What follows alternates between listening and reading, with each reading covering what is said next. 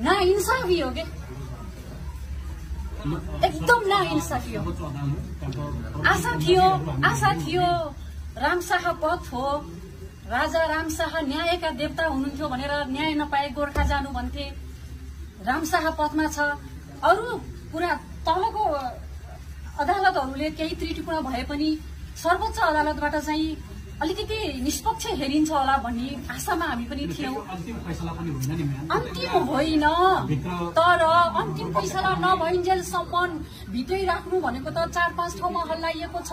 उहाँहरूले आरामले भन्नुभएको छ कि जीवी राईलाई कुरै ल्याइएको छैन, जीवी राई त विदेशमा हुनुहुन्छ, त्यही भएर आरामले उहाँले फरार पनि भन्नु भएन। सरकार महान्यायाधिवक्ता सहन्यायाधिवक्ताले फरार पनि भन्न सक्नु भएन जीवी राईलाई, उहाँ विदेशमा हुनुहुन्छ, त्यही भएर जीवीको थाप्लोको समस्या जति सबै रविलाई। त्यस्तो तरिकाले पनि न्याय हुन्छ? यो अब के भन्ने खै, अब न्याय मरेकै हो, राज्य लागेकै हो हैन।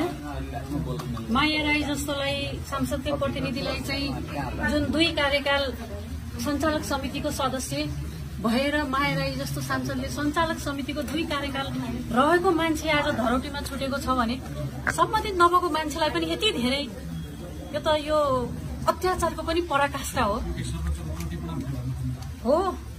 किनकि त्यो यसरी राख्नुपर्ने अवस्थै थिएन। कानून सबैलाई बराबर हुनु पर्यो नि त। संविधानमा लेखेको त कानून सबैलाई बराबर हुनु पर्यो। अरू कसैलाई उदाहरणै हुनु परेन। मेरो नाम सबी भट्टराई, स्वर्णलक्ष्मीकै माया राई सांसद, 2 कार्यकाल सञ्चालक समितिको सदस्य रहेर, सहसचिव रहेर खानेलाई चाहिँ धरौटीमा 2 हप्तामा हैन। जो व्यक्ति सञ्चालक समितिमा छैन, सहकारीमा छैन, एउटा स्टाफ बनेर एमडी बनेर खाँदैमा, यो भनेको त एकदम अत्याचारमाथिको नि अत्याचार हो।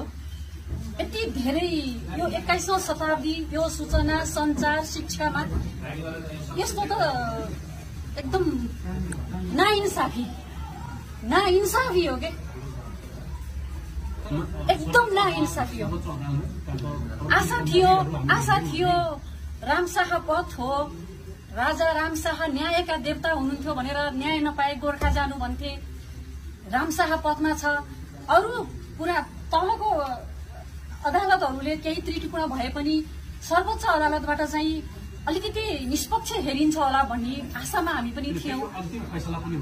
अन्तिम होइन, तर अन्तिम फैसला नभइन्जेलसम्म भित्रै राख्नु भनेको त 4-5 ठाउँमा हल्लाइएको छ।